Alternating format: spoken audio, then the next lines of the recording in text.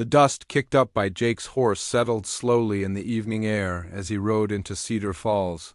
His body ached from 3 weeks of hard riding, pushing cattle across rough terrain under the scorching sun.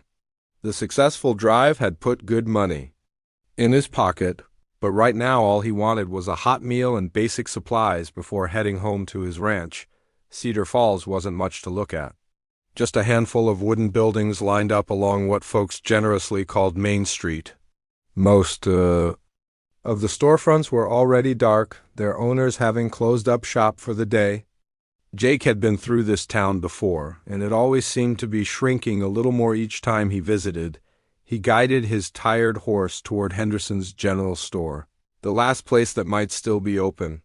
The building looked different. Somehow, the paint was peeling worse than he remembered, and weeds had grown up around the front steps. Even the sign hanging over the door seemed to sag more than before. Jake tied his horse to the hitching post and climbed the creaky wooden steps. The boards groaned under his boots, and he made a mental note that someone should fix them before they gave way completely. He pushed open the door, expecting to hear the familiar jingle of the bell that always announced customers. The bell rang, but something felt wrong. The store was too quiet, too still. Jake called out, "Hello? Anyone here?"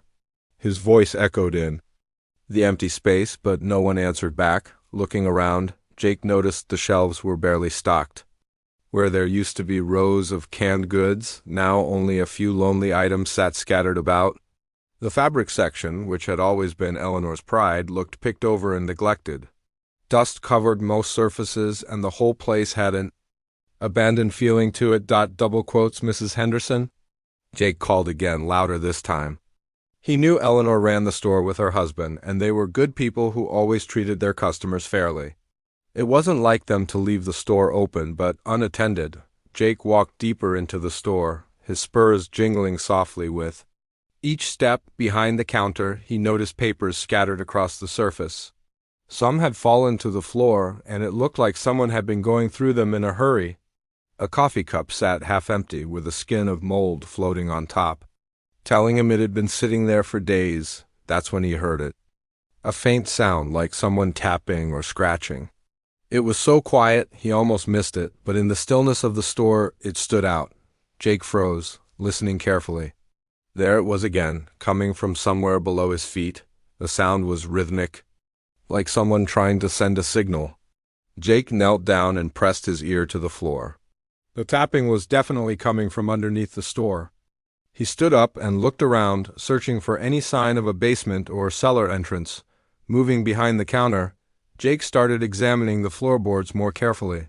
Most of them were nailed down tight, but in the corner he noticed something odd. A section of the floor didn't quite match the rest.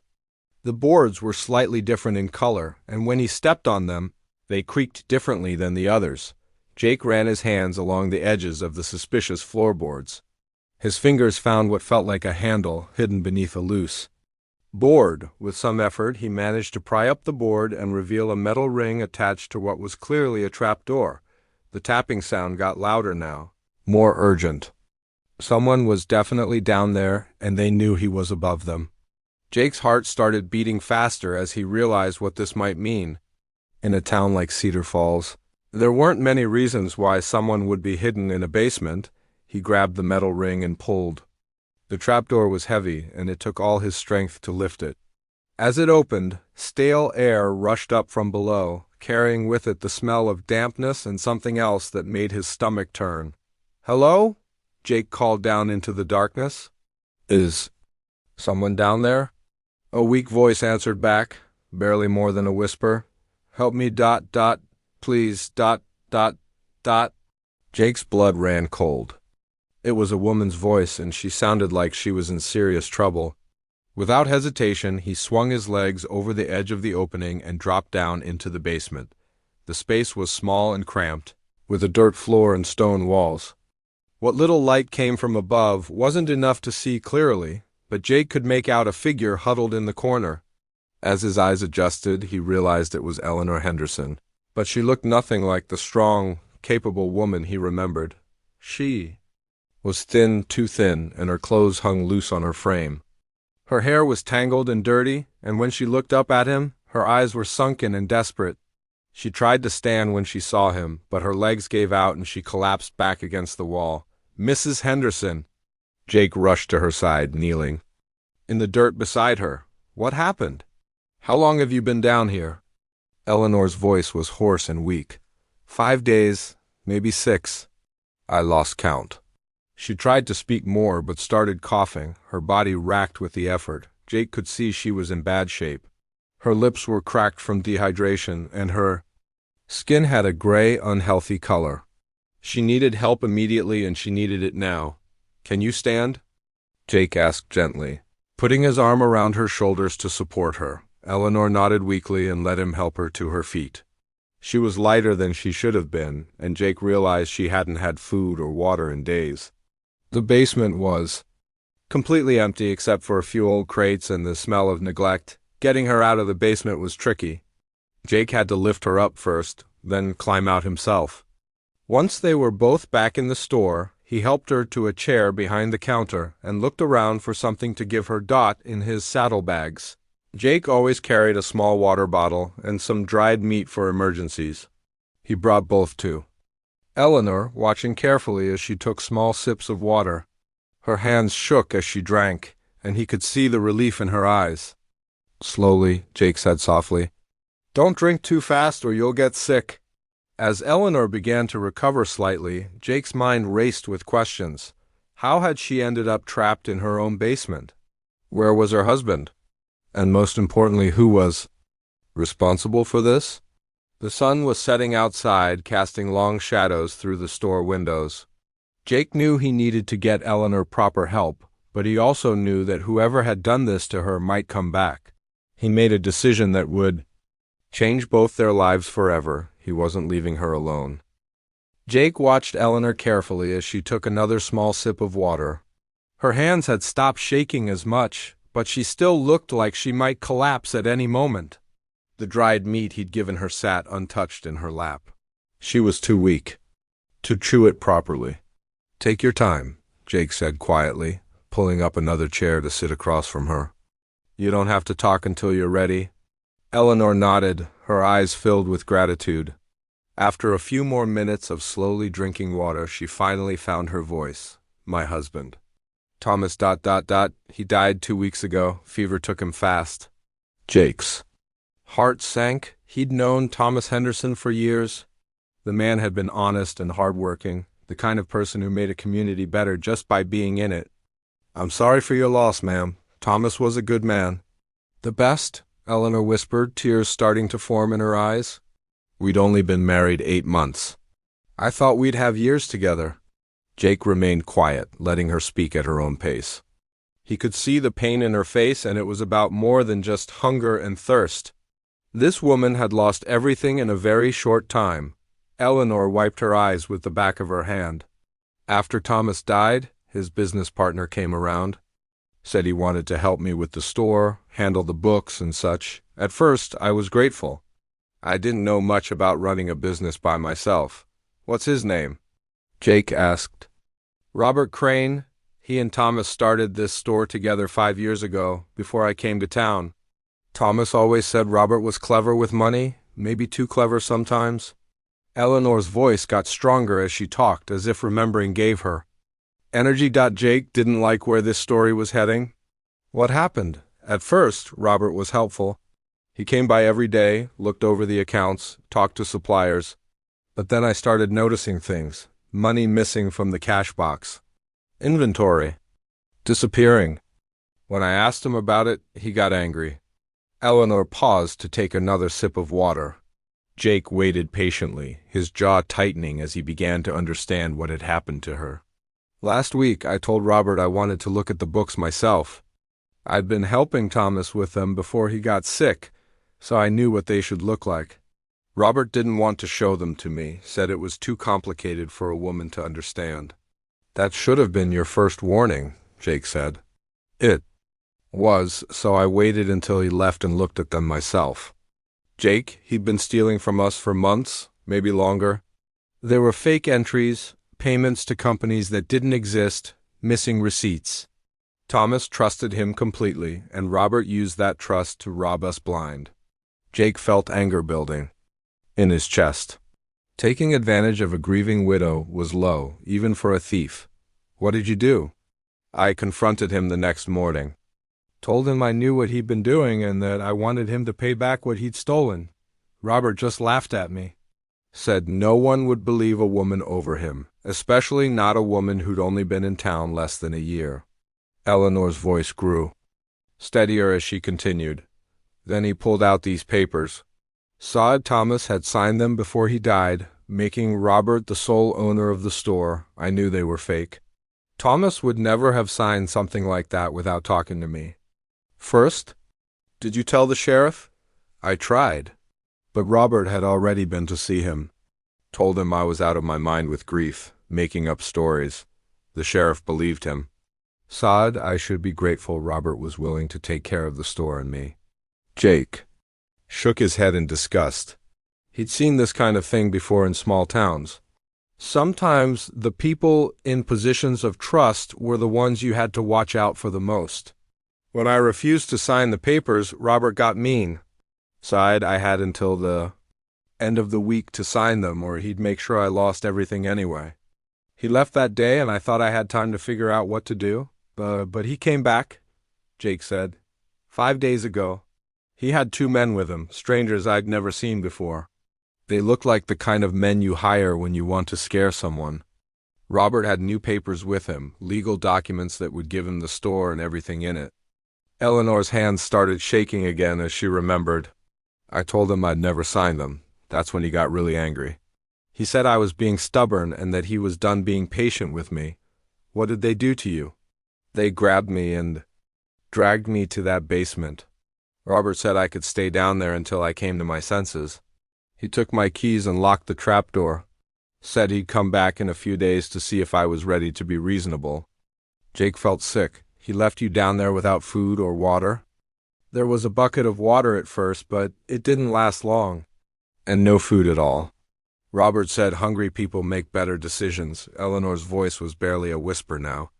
I thought I was going to die down there. How did you keep going? I kept thinking about Thomas. About how angry he'd be if he knew what Robert was doing. I couldn't let Robert win. Even if it killed me, I couldn't let him steal everything Thomas worked for. Jake stood up and began pacing around the store. His mind was racing with anger and plans. Where is Robert now? I don't know. He said he'd come back when I was ready to sign. That was 2 days ago, maybe 3. I started losing track of time. And the sheriff won't help? Robert has him convinced. I'm crazy. Plus, he's been buying drinks for half the town, telling everyone how he's looking after poor Thomas's widow. People think he's being generous. Jake stopped pacing and looked at Eleanor. She was still weak, but there was fire in her eyes now. Talking about what had happened to her seemed to give her strength. What about family? Friends who could help? Eleanor shook her head sadly. I don't have any family left. That's why I came to Cedar Falls in the first place. Thomas was all I had, and now he's gone. Not all, Jake said firmly. You've got me, Eleanor looked up at him with surprise. Jake, you don't understand. Robert is dangerous. He's got money and connections. If you try to help me, he'll come after you too. Let him try, Jake said, his voice hard as steel. I've dealt with men like Robert before. They act tough when they're picking on someone who can't fight back. But they tend to get real quiet when they meet someone who can. You can't stay here forever. You have your own ranch to run. My ranch isn't going anywhere. But you might not survive another few days like the ones you just had. Jake sat back down across from her. Besides, Thomas was a friend. He'd have done the same for me. Eleanor's eyes filled with tears again, but these were different tears. For the first time in days, she wasn't crying from despair. I don't know how to thank you. You don't need to thank me. You just need to get your strength back. Because when Robert comes back, we're going to be ready for him. Outside, the sun had completely set, and the store was growing dark. Jake lit a lantern and started looking around for more supplies. If they were going to face Robert, Eleanor needed to be as strong as possible, and Jake had a feeling that confrontation was coming sooner than they might want. Jake spent the next hour helping Eleanor get settled in the small room behind the store where she and Thomas had lived. The living quarters were simple but comfortable, with a bed, a small kitchen area, and a table by the window. Eleanor moved. Slowly, still weak from her ordeal, but she was determined to help herself as much as possible. "You should eat something more substantial," Jake said, looking through the kitchen supplies. He found some flour, a few eggs, and a small piece of bacon. "I can make you some pancakes if you want." Eleanor managed a small smile. "I'd forgotten what it felt like to have someone take care of me." Thomas used to make breakfast every morning before opening the store. As Jake worked at the stove, Eleanor sat at the table and watched him. "Tell me about your ranch," she said softly. "I need to think about something besides all this trouble." Jake flipped a pancake in the pan. "It's not much to look at yet. Just a small house and a barn with enough land for a decent herd. I've been working it alone for 3 years now, ever since I saved enough money to buy it." "Don't you get lonely out there by yourself?" "Sometimes," Jake admitted. "But I always figured I'd find the right person eventually. Someone who could see past the rough edges and help me build something worthwhile." Eleanor was quiet for a moment. "Thomas and I had dreams like that. We wanted to expand the store, maybe start a family. We thought we had all the time in the world." Jake brought her a plate of pancakes and sat down across from her. "I'm sorry things turned out this way. But you're stronger than you know. You survived 5 days in that basement without giving up. That takes real courage." "I don't feel very courageous right now. Courage isn't about not being scared. It's about doing what's right even when you are scared, and you did that." Jake watched her eat, relieved to see some color returning to her cheeks. "Tomorrow we need to figure out how to prove what Robert did to you." Eleanor shook her head. "I told you, the sheriff won't believe me. Robert has this whole town convinced he's some kind of hero. Then we'll have to convince them otherwise. But first you need to rest. I'll keep watch tonight in case Robert comes back." "Jake, you can't stay awake all night. You need sleep too." "I've gone without sleep before. Besides, I don't think I could rest knowing you might be in danger."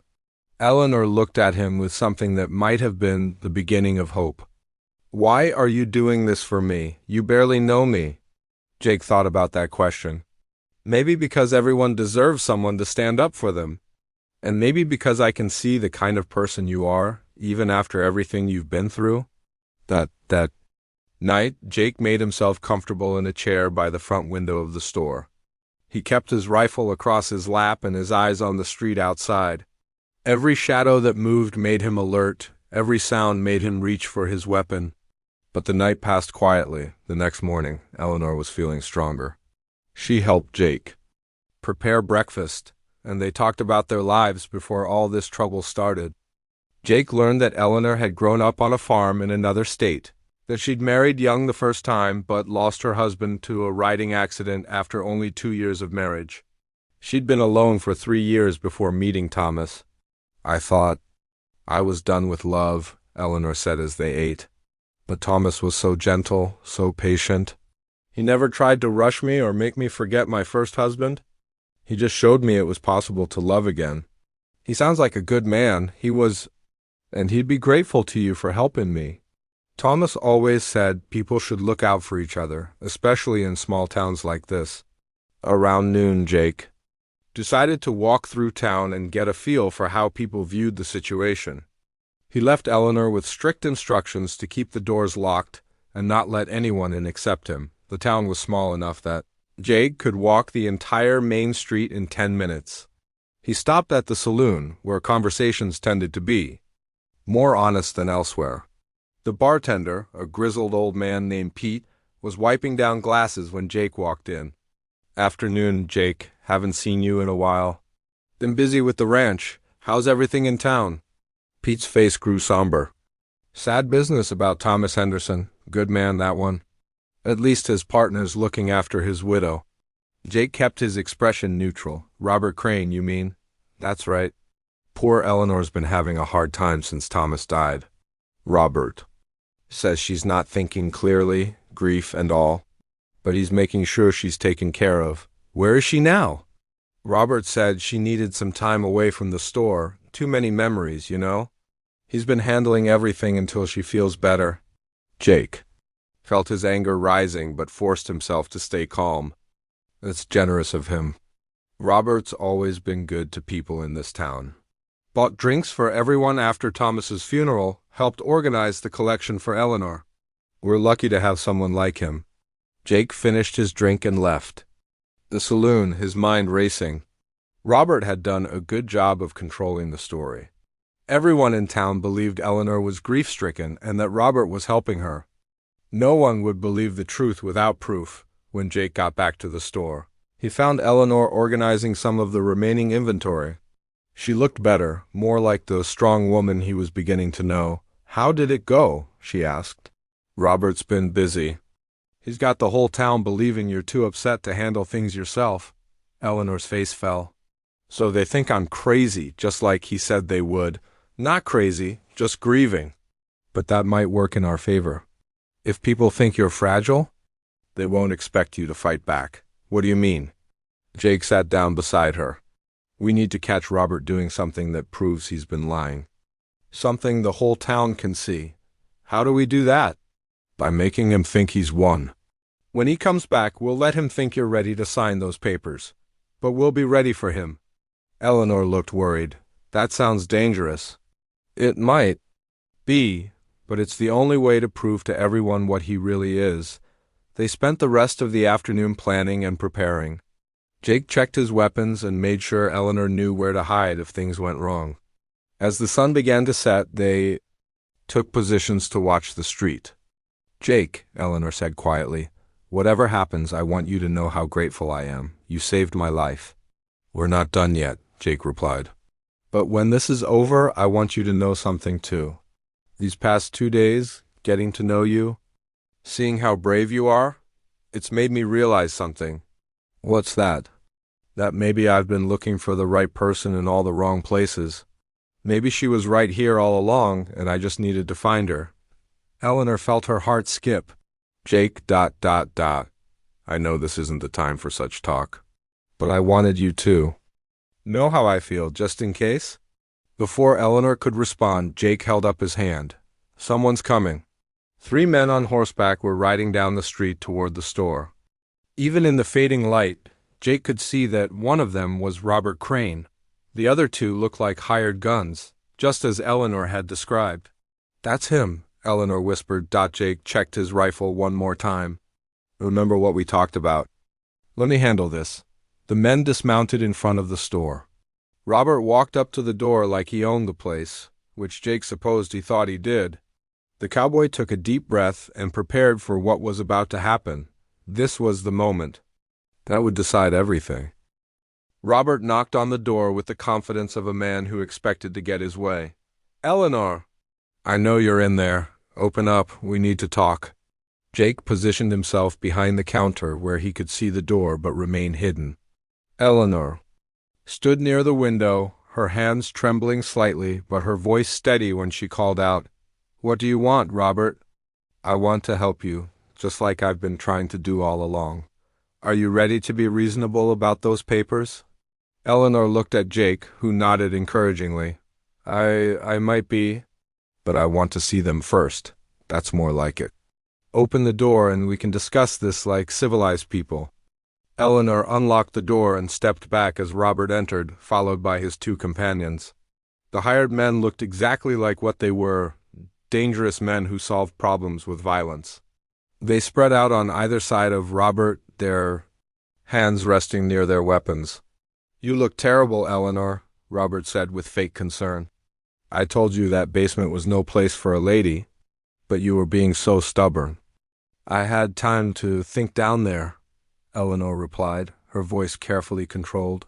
Maybe you're right. Maybe I can't run this store alone, Robert smiled, but it didn't reach his eyes. I'm glad you're finally seeing sense. Thomas would have wanted you to be practical about this. Don't you dare talk about my husband, Eleanor said, her composure slipping for a moment. Now, let's not get emotional again. That's what got you into trouble in the first place. Robert reached into his coat and pulled out a folder. I have the papers right here. Sign them and all your worries will be over. Eleanor took the papers with shaking hands. As she pretended to read them, Jake studied the two gunmen. They were alert but not expecting trouble. They probably thought this would be easy, intimidate a grieving widow, and collect their pay. These papers say you get everything, Eleanor said. The store, the inventory, even the living quarters? What happens to me? You'll be taken care of, don't worry. I know a nice family in the next town who could use help with housework. Good, honest work for a woman in your position. Jake felt his anger boiling over. Robert wasn't just stealing Eleanor's property, he was planning to turn her into a servant. But he forced himself to stay calm and wait for the right moment. I need a pen, Eleanor said quietly. Robert's smile widened. Of course. He nodded to one of his men, who pulled out a pen and ink from his saddlebag. I knew you'd come around eventually. Women always do when they face reality. Eleanor took the pen and moved toward the counter. As she did, she caught Jake's eye and gave him the smallest nod. That was his signal. Actually, Eleanor said, straightening up, I've changed my mind. I'm not signing anything? Robert's face darkened. Don't be stupid, Eleanor. You don't have a choice. Yes, she does, Jake said, standing up from behind the counter with his rifle pointed at Robert. And she's made it. The two gunmen went for their weapons, but Jake was faster. I wouldn't do that if I were you, he said calmly. I've got a reputation with this rifle, and I'd hate to have to prove it. Robert's face went white. Who are you? Someone who doesn't like seeing women mistreated. Eleanor, step away from them. Eleanor quickly moved to Jake's side, her relief obvious.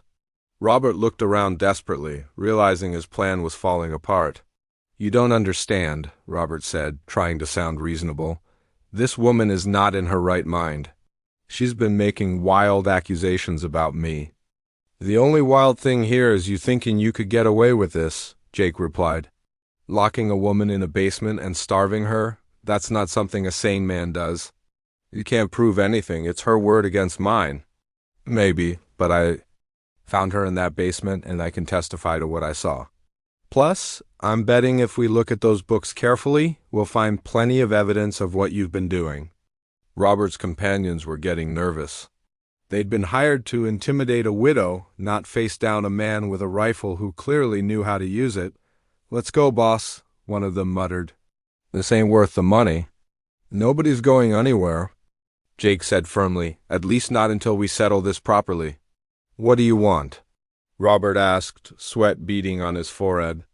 First, you're going to apologize to Eleanor for what you put her through. Then you're going to leave town and never come back. And if I refuse, Jake's voice turned cold, then I'll make sure everyone in this town knows exactly what kind of man you really are. Starting with how you locked a grieving widow in a basement. Robert looked around the room, calculating his options. The two gunmen were clearly ready to abandon him, and Jake looked like he meant every word he said. This isn't over, Robert said finally.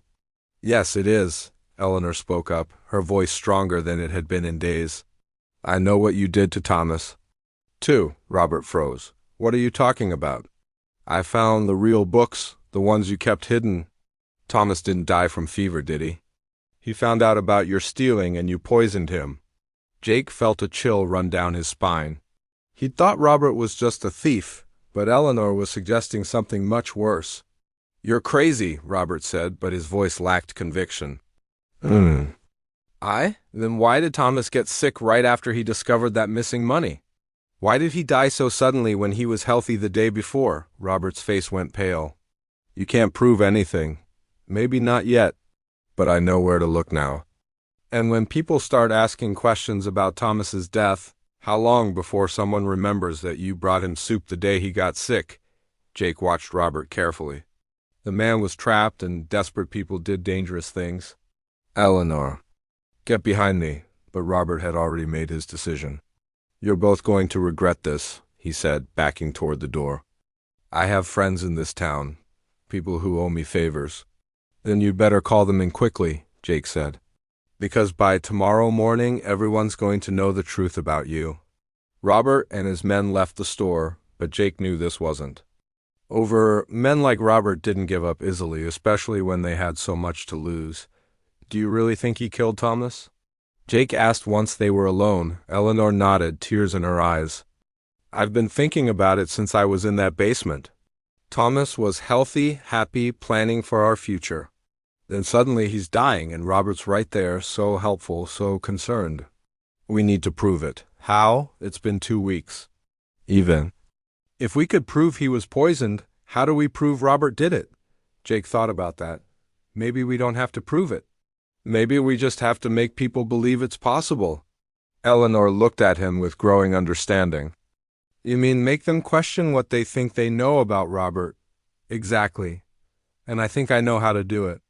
Over the next few hours, Jake and Eleanor worked out a plan. It was risky, but it might be their only chance to expose Robert for what he really was. As they planned, Jake found himself watching Eleanor with growing admiration. She'd been through hell, but she wasn't giving up. She was fighting back, and that took real courage. Eleanor, Jake said during a quiet moment, when this is all over, I want you to know that you have options. You don't have to stay in this town if you don't want to. What are you saying? I'm saying that my ranch has plenty of room. And I've been thinking that maybe it's time I stopped living alone. Eleanor felt her heart race. Jake, I can't ask you. You're not asking, I'm offering. We make a good team, you and I think we could build something special together.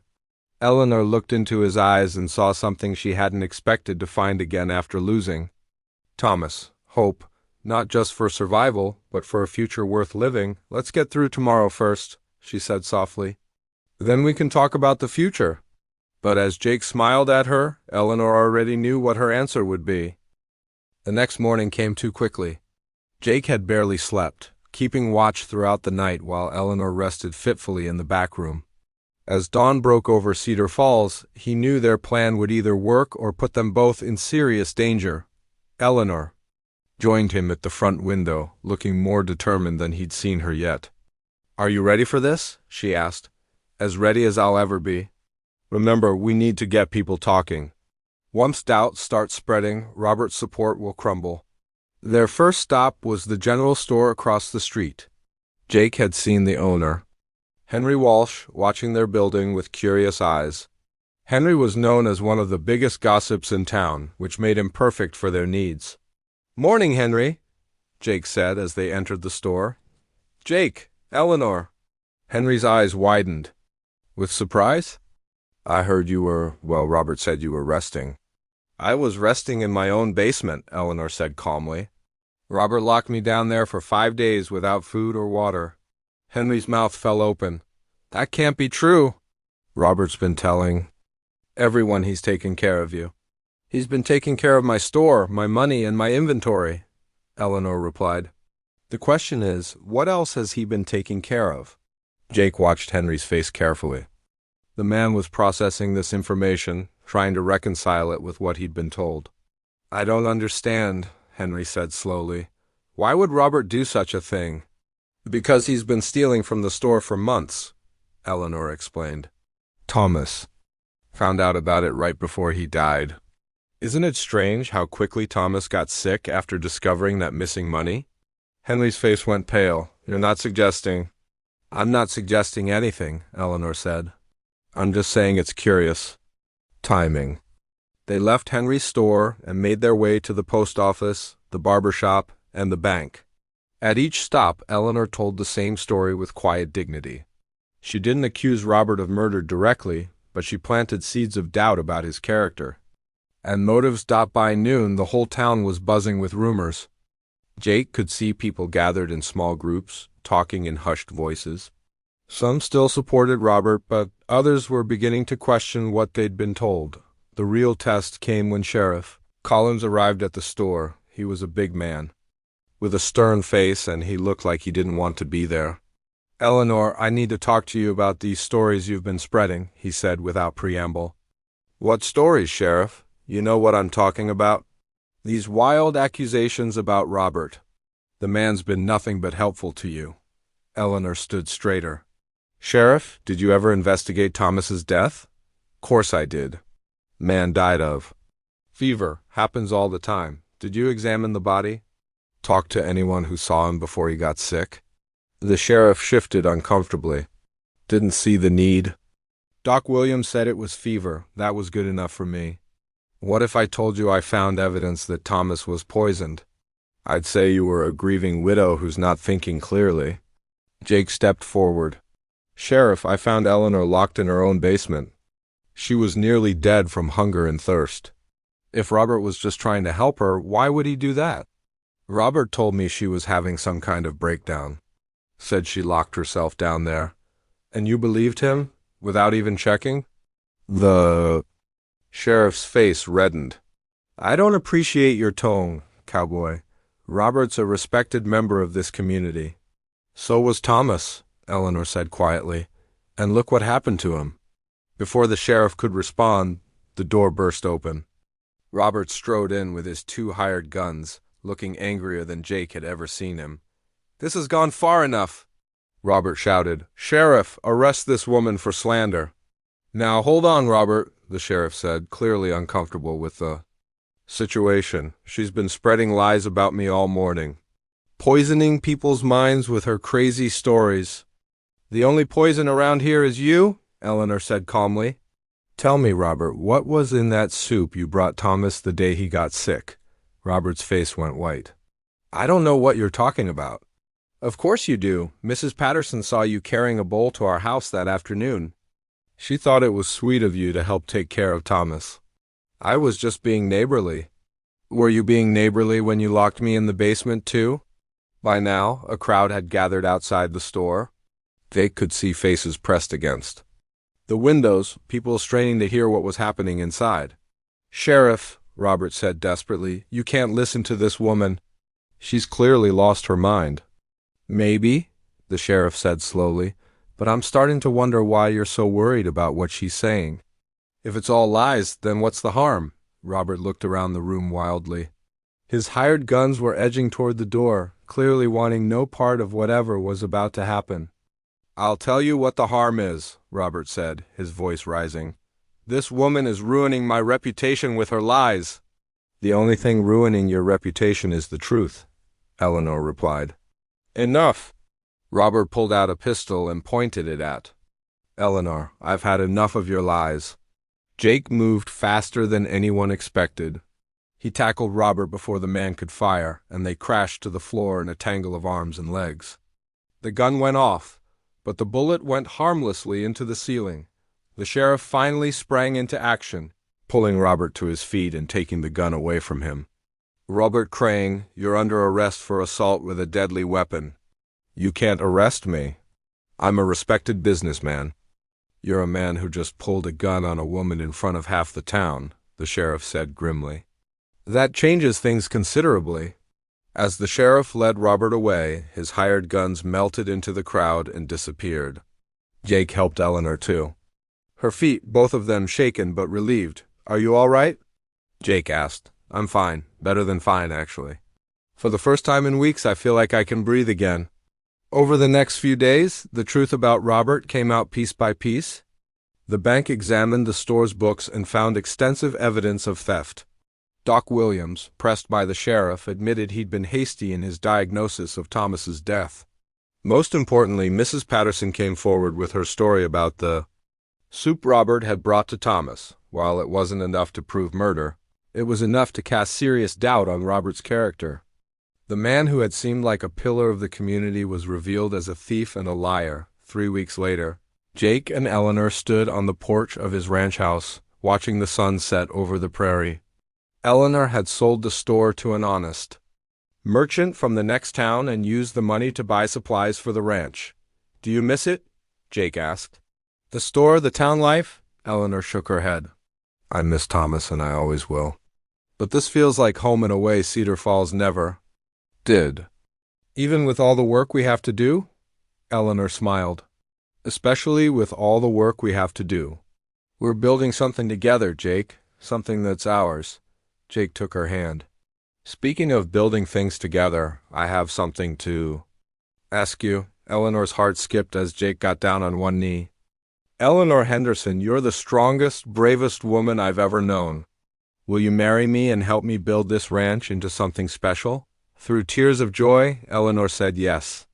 As Jake slipped a simple gold band onto her finger, she realized that sometimes the worst moments in life can lead to the best ones. 6 months later, they were married in a small ceremony at the ranch. The preacher came from the county seat, and their neighbors from surrounding ranches attended. Even the sheriff made the trip, having become a friend after helping to expose Robert's crimes. As they danced under the stars on their wedding night, Eleanor marveled at how much her life had changed. She'd lost everything she thought mattered, only to find something infinitely more valuable. No regrets? Jake asked as they swayed to the music from a fiddle player. Only one, Eleanor replied with a smile. I wish I'd met you sooner. We met exactly when we were supposed to, Jake said, pulling her closer. Everything that happened before led us to this moment. Eleanor looked into her husband's eyes and knew he was right. They'd found each other in the darkest of times, and together they'd built something beautiful from the ashes of tragedy.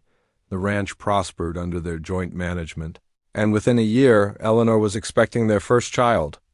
As she watched Jake working with the cattle, she placed a hand on her growing belly and smiled. Robert had tried to destroy her, but instead he'd led her to the life she was meant to live. Sometimes Eleanor thought the best revenge is simply being happy, and she was very, very happy indeed.